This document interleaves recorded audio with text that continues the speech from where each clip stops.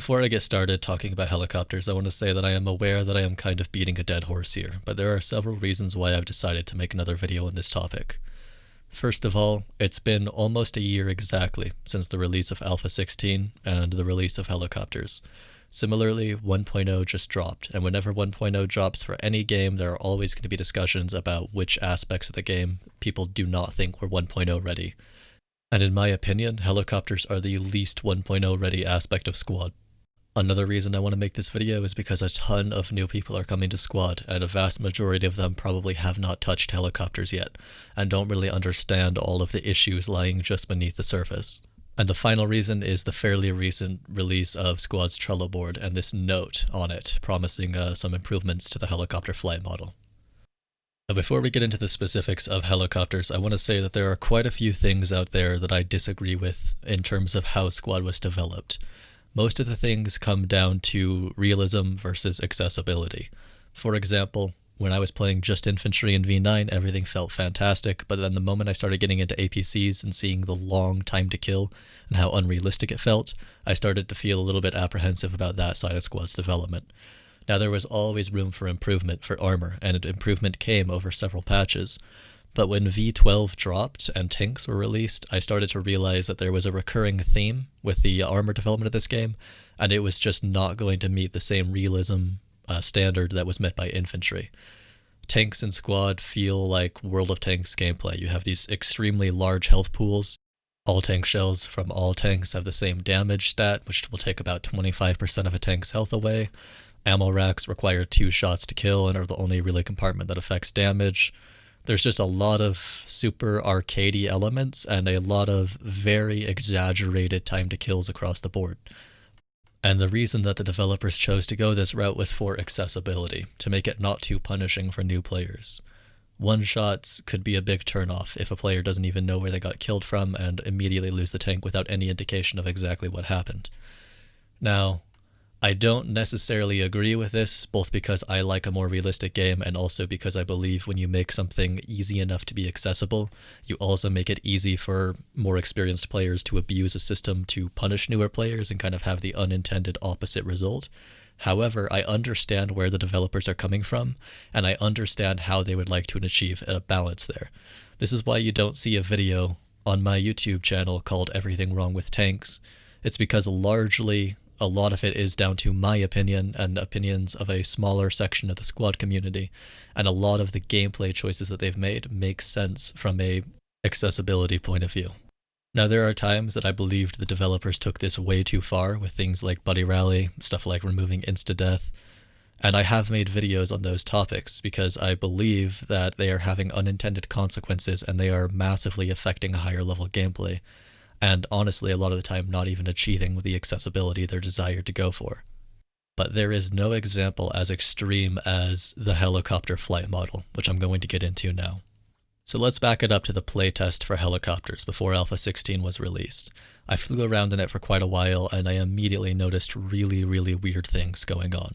To give a brief summary, if you take a look at a helicopter here, the physics are fairly straightforward. There's this main rotor, which applies a lot of force in one direction.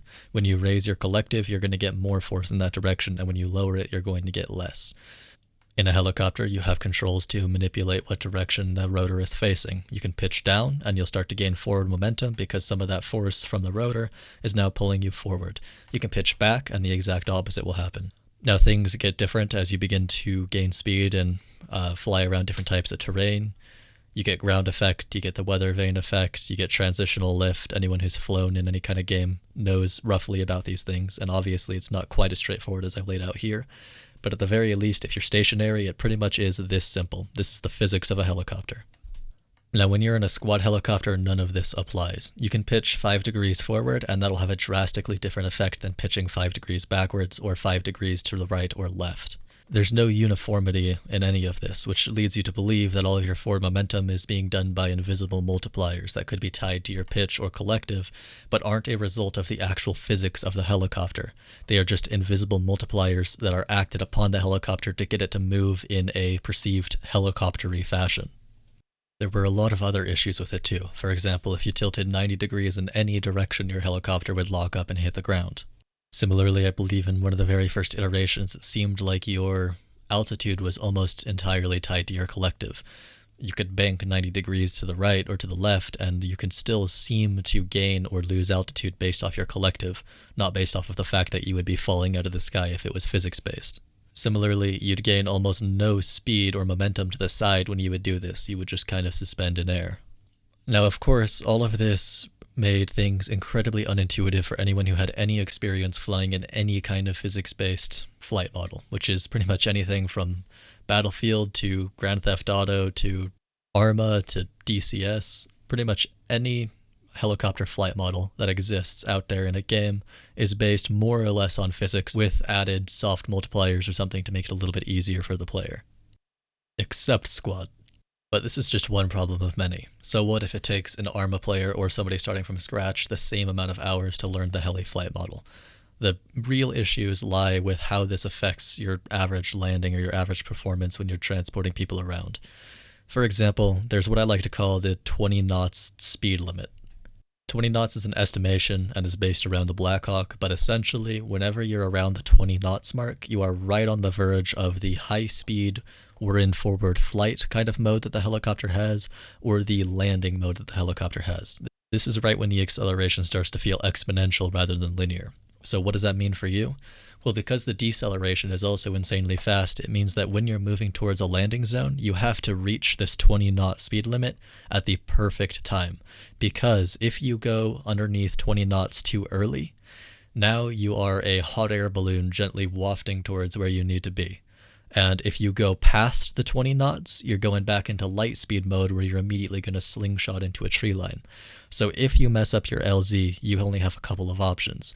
You can either go around for another pass, build up some speed, and then try to stop again, which is incredibly dangerous because it's very easy with this exponential acceleration to go way further than you intended. Or you can just gently float over there and in a super slow fashion while taking fire. You have to time your deceleration perfectly. Now, anyone who is experienced with any kind of helicopter knows that a J-turn is a great alternative to this kind of landing because it allows you to use multiple different methods to slow down or speed up. Not only do you have your general pitch and your general ability to bleed off speed, but you can also use your yaw to either shorten the path to your landing zone or lengthen the path to your landing zone. Similarly, you can bank a little bit to cut speed when you're in a sharper turn. You have multiple options for controlling the speed of your helicopter, but keep in mind this is Squad. All of those different axes will have different values, and there's no intuitive way to just move your mouse around and get a feel for it. You can't just move your mouse down a little bit and then move your mouse to the right a little bit and expect that those two movements will be equal because they were equal on your mouse pad. You have to completely learn this totally wonky ass way that the Squad flight model will calculate each input. Now, I'd like to note here that this isn't just speculation. After I posted this video, I did get confirmation from developers saying that yes, the helicopter was not entirely physics-based, and they did it for the purpose of accessibility for players who didn't necessarily have the flying experience in other games. Now, I made a reply to this comment, and I'll leave it up screen here if you want to read it, but essentially, I can't see any way in which the accessibility badge that gets slapped onto everything that's pretty unrealistic in Squad fits here. It is not accessible. The flight model is insanely unintuitive and not at all fluid enough to lend itself to decent landings or fast extractions without a ton of experience with a system that you can't learn anywhere else and doesn't translate to anywhere else. You may have also seen screenshots of the SDK and the way that things are handled with notes throughout the duration of this. Sorry for the weird editing style, I just didn't want to bloat this too much. So if you want, you can pause and look through those and see some of the more descriptive notes about exactly how the helicopter flight model works. But regardless, I think you guys see the point. Now, pretty much everything I've said in this video, I also said a year ago, when helicopters were still in development. And I got a lot of flack for it because a lot of people accused me of judging it prematurely and how it was a work in progress, it wasn't fully released, and ultimately there were still improvements to be made. And my argument for why I was making the video in the first place, rather than just making some constructive feedback and trying to get the developers to maybe change a couple of things I didn't like, was because I believed that the flight model was just built on an incredibly shaky foundation. Everything else in this game has a fairly solid foundation with a couple of exceptions. If the devs in Squad suddenly decided, hey, let's make tank combat as realistic as we can, or let's add thermals, or let's add this or that, they can do that off of the current implementation of tanks. There are some things that are a bit spaghetti coded in the SDK that have issues that have led to us not getting certain features in the game, such as right mouse coax, which is something people have been requesting for tanks for a long time, but would involve a lot of messing with core aspects of the game, since everything was built off of the idea that you can only have one weapon selected at any given time. An update like that would be deceivingly difficult for the devs to create. And that's kind of a demonstration of a counter about how something might not be on a perfectly solid foundation. But besides those little details where things might take a bit more work or take a bit more polish, for the most part, I believe that everything in Squad is built off of a foundation that could be perfect with enough time invested into it, but not helicopters. Personally, I don't think this system of flight model will ever be polished enough to feel even slightly realistic. I don't think that no matter how many updates are made to it, it will ever feel good. And we've had a year since then, and they have made updates. They have calmed down the acceleration curve, which has made those kind of yo-yoing, flying into tree line, dealing with that 20 knot speed limit thing a bit less common and less prevalent, but it is still absolutely there. And there is still massive unintuitive aspects of the flight model. And we still have tons of bugs from the original iteration. We have no joystick support. We have the weird method that they use to determine landings that is not based on physics. Your helicopter will just float once it touches something and determines that it is landed. I imagine this may have been to prevent suspension bumps that send things flying in the game right now during rolling landings or stuff like that. I played Heli mod back when the wheels had no suspension and the physics were even more buggy for vehicles that I had done rolling landings and hit a rock and gotten squad physicsed and blown up everybody on board. So that would be my theory for why they've gone with that approach to landing. But it leads to sliding on the ground when the game doesn't realize that you're fully touched down. It leads to landing at incredibly awkward angles where your propellers are going to kill people who come out and you are not able to adjust unless you break free of the ground by raising your collective. It just looks weird as hell, and it takes some of the skill out of landing on uneven surfaces. I've seen people praise pilots with pictures on Lashkar Valley where the pilot is basically, apparently to them, hovering in place so that people can hop out the side, whereas in reality, the fact that he touched one wheel to the side means that he can go 0% collective because the terrain determines that he has landed. Anyway, the point is, beyond a couple of minor updates within like a month of the flight model being released, we've gotten nothing. No bug fixes, no joystick support, and we've gotten no further development of the flight model. Fortunately, that's changed with Fuzzhead as project lead. We started to see a lot more promising things coming up in the Trello board, and then we started to see this particular change. And one of the biggest reasons I want to make this video is because I have a lot of trust in Fuzzhead and Fuzzhead's development. Since he's been project lead, a lot of things have been looking in a much more positive direction. I've agreed with a lot of what he said about the game, a lot of what he's listed, and I am excited to see what this is. And my biggest fear is that it's just going to be a couple more minor changes to what we already have. And I think ultimately the biggest purpose of this video is, Fuzzhead, if you watch this, please.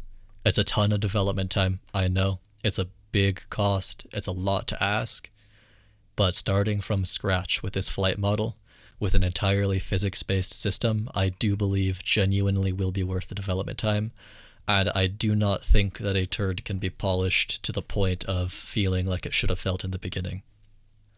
In my original video, I was trying to encourage the Heli mod developer and OWI to reach out, potentially rekindle interest in buying the original code. I don't know if that's still relevant with how many versions we've been through. I don't know if the Heli mod developer would still be interested, but that is an option. If you don't want to start entirely from scratch, there has been code developed for Squad in the past that has been based off of entirely physics-based helicopter movement. And ultimately, just if you're watching this, I strongly hope you consider that. But that's not it. The video is not over, because we've talked about part 1, which is the flight model, but there's also a part 2, which is the damage model. Now I talk about the accessibility badge and slapping it on things to justify a lack of realism, and when it comes to the flight model, I believe it has entirely failed. However, when it comes to the damage model, I think technically, kind of, yeah. Accessibility could sort of be used as a justification for a lot of the shit going on here. But, as I said earlier, anytime something is accessible, it is also abusable. Anytime you have something that is made easy enough for a new player to jump in with no problems, it is consequently going to be powerful enough that an experienced player can use it to punish new players. There is always a balance here. And in the helicopter damage model, it is absolutely absurd.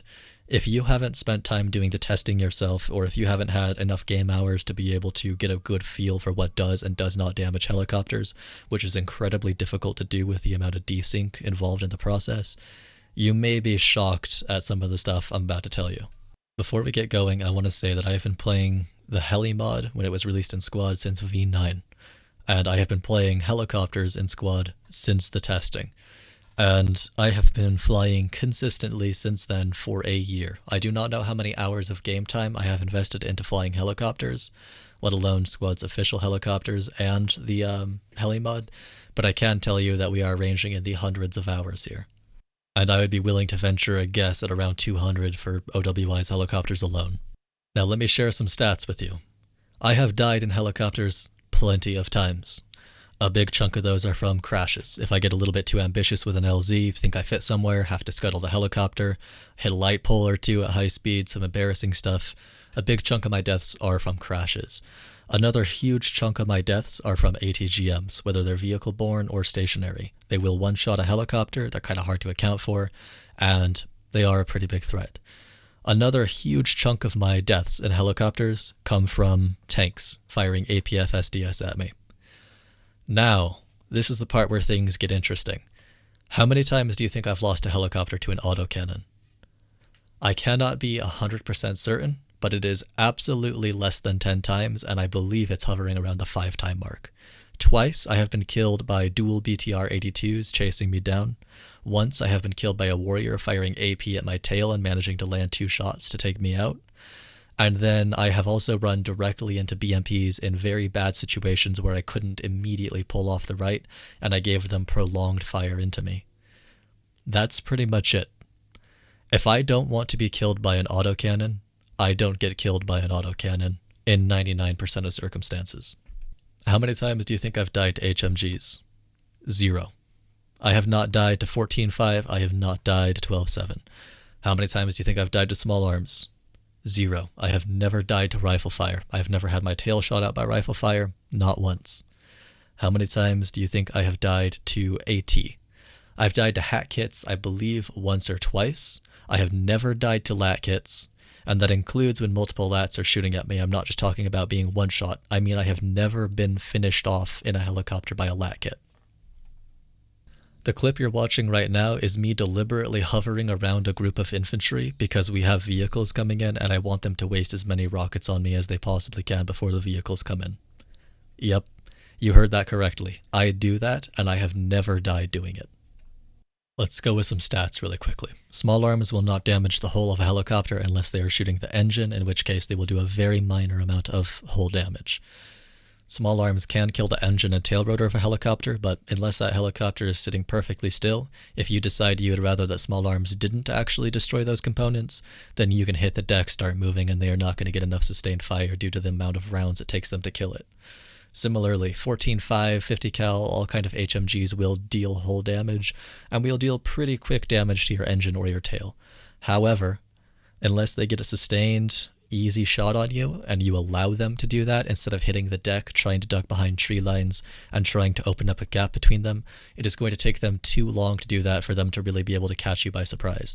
Worst case scenario, you're hovering, dropping supplies, and they get great shots into your tail rotor, in which case you just hit A or D, try to get the tail rotor to move a little bit, try to gain some speed, and you're most likely still going to survive if you have a fast reaction time.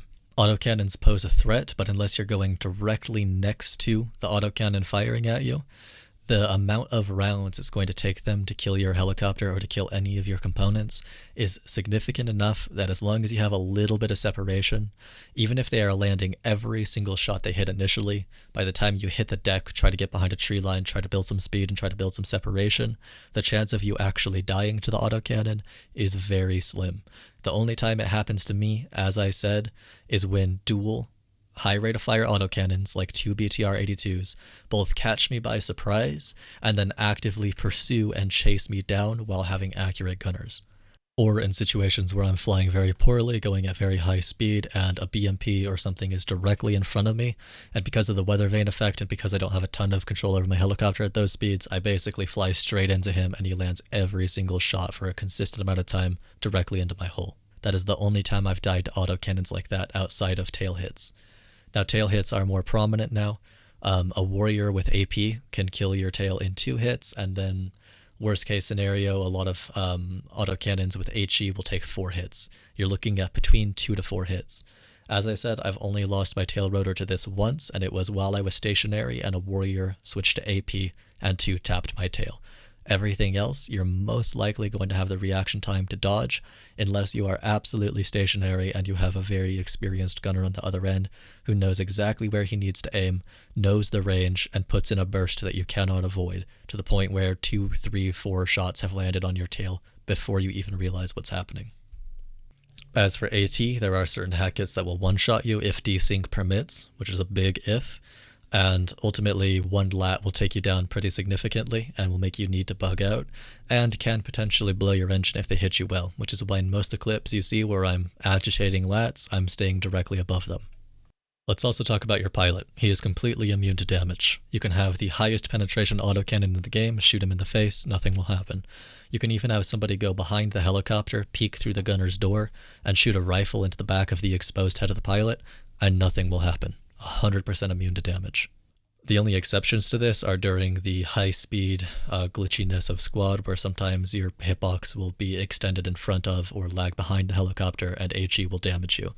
I have very, very rarely taken minor explosive damage as a pilot because of these things. Now, I don't think I really need to explain what's wrong with this system.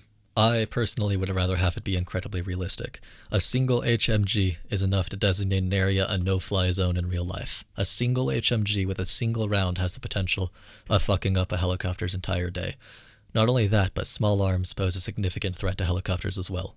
A lot of people like to pull the "well, helicopters are armored" card, but there are instances in which 7.62x54 alone has been able to get through armor with enough rounds in a single location and cause serious bodily harm to pilots. There are several videos you'll find online of wounded pilots being able to fly helicopters back to base who have taken various 7.62 rounds and still managed to make it out. Yes, it's armored. No, it's not bulletproof. Now, there's always going to be the realism versus gameplay crowd coming at me right now saying, hey, for gameplay purposes, it makes sense for the helicopter pilot not to be shot up by small arms, or the helicopters would constantly be dying. You guys know how it goes. And ultimately, I'm not going to stand up and argue with that. Whatever wants to be believed can be believed. But regardless, I think it's very difficult to argue the fact that they have gone way too far into the hand-holding direction here, to the point where not even an autocannon can kill a pilot. And autocannons don't even pose threats to pilots. I have flown on Scorpo down the ocean on the north side on the invasion layers that only have helicopters as a means of transportation for infantry into dual AA guns, Zeus's 23mm HE shells that are designed with the purpose of taking out helicopters. And I have flown almost directly into them, to the point where I could see the individual strings of fire from both of them from hilltops going near me. And everybody in my helicopter who I'm transporting starts freaking the fuck out. And the helicopter who's behind me, who's transporting another squad, swings around because he doesn't even want to deal with that shit. But me, who understands the game mechanics, I don't break a sweat whatsoever. Everyone's freaking out, so I say, don't worry, they don't damage us. Everyone's like, what? That can't be true. It's not true. I say, yeah, they will barely tickle us. They would have to get sustained fire on us for a significant amount of time to take us down, and they're not going to be able to do that at this range. So, while the occasional hit is impacting us, the hull is going down from time to time, the little sparks are flying and people are freaking out, potentially taking a little bit of splash damage in the back seat. Ultimately, by the time I get out of their firing arc and land people roughly in this vicinity here, the helicopter is at 90% health with minor engine damage. And then what do? I fly back in the exact same direction, this time a little bit closer, probably within 400 to 500 meters of dual AA guns. And I make it back to main with my helicopter at 90% hull damage, or hull strength, and a tiny bit of engine damage, no tail damage. This is despite the fact that they're landing intermittent hits, and is purely due to the fact that the time to kill is so ridiculous that you need to be lining up those strings of fire perfectly to impact every single round for 2, 3, maybe even 4 bursts to even have a tangible effect on my performance. And whenever there's a difference that extreme, it's not just used defensively. That was not something that I'm going to use as a one-time thing to get some people to where they need to be. That can be used as an offensive tool. They recently removed the ability to squash rallies from a pilot seat, but I will still pick people up and land on top of enemy rallies so that they can dismount and squash it, even if they immediately die. I will sit there and abuse the fact that people don't know they can't shoot me by sitting there and distracting them while my own team walks up behind them while they're full auto bursting into my face and kills them. How in any way does this fit into an even slightly realistic military shooter? Battlefield is more realistic than this. I would have died several times over if I was doing this in Battlefield 3, Battlefield 4. Hell, I would have died in Battlefield 2. I've posted complaints about how helicopters are immune to small arms back before the tail rotor damage is implemented, and I still stand by those complaints. Even with tail damage, it's too much concentrated firepower. There have been several instances, and I have been made fun of for being sensationalist on Reddit for saying this, but these absolutely have happened. I have played against teams that specifically make 5 or 6 man heli squads and go around doing cast runs on objectives. And I have been the victim of that when they swing by main and deliberately gun out my logi as I'm leaving main, and I have no counter. I can get my AT to hop out and shoot rockets at them, but that is entirely dependent on the skill level of the AT, and I need 2 rockets to impact, and when my first rocket impacts, the only thing that's going to happen is that heli is now going to RTB. I can shoot out the gunners, but if they have 4 or 5 people in there who can constantly be switching to gunner seats, the size of my logi means that they will kill the logi before they run out of gunners, because I'm impacting them. And that depends on the skill level of each individual squad member that I have. If I'm running a pure blueberry squad, and a Casshawk flies over and decides that they would rather I honestly didn't have my logi right now, what can I do about it? As long as helicopters don't fear small arms, I'm fucked. Unless I can get enough sustained fire on the tail, which is highly unlikely given, the desync of helicopters, the speed that they're moving, the altitude, and the average skill level of the people I'm probably leading, it is significantly easier for them to fuck up my day than for me to inconvenience them enough to the point where they have to decide, maybe I shouldn't be loitering around the enemy main shooting at transport trucks. This isn't just a weird occurrence, this is actually a pretty solid move from a meta perspective. You have to be careful of enemy vehicles, of course, but if you can catch unarmored trucks, you are a fantastic counter to them. You're not risking your helicopter. Worst case scenario, you have to RTV because they land a few too many hits. You're trading about 4 tickets from the lives of the people inside your helicopter, and in turn you are tying up the enemy's logistics capabilities, tying up an enemy squad, and potentially destroying a logi truck and putting it on a 6-minute timer, which is insanely useful for anyone who understands how games are won in pub matches. Anyway, I can rant about this for hours. We're approaching the 30-minute mark. I just want to say, if you think that making helicopters fragile, making them to where a solid autocannon burst will put them out of commission or destroy them, making them to where they have to fear small arms because of the pilot's health, will somehow make helicopters useless, I encourage you to look at Project Reality gameplay. In PR, helicopters are tissue paper. They will die if an autocannon sneezes in their general direction, and yet they're not all left at main. They are used. People have to use them smartly. They have to fly on borders. They have to be aware of what's on objectives. They can't just look at the map at a glance and determine, okay, tanks and ATGMs are my only threats, so I'm going to fly like a balloon across the entire map to where I need to go in a straight line. No, they have to consider everything to be a threat. They are essentially the same level of vulnerability as a logi truck, and they have to act accordingly. And in exchange, the advantages are very high speed. The flight model is a little bit better. It's still not physics-based. You can see where Squad got its helicopter flight model, but at the very least, it's responsive, and it isn't. It doesn't have the same acceleration issues. So when you are flying a PR helicopter, even though it took a while to learn because it was totally different than anything else, at the very least, they're highly maneuverable. They can drop crates instead of laying around in LZ for 17 hours to dump supplies. And ultimately you can get them in and out in a hurry if you're experienced with the flight model. I feel like OWI needs to trust people a little bit more to be able to make mistakes and learn from them.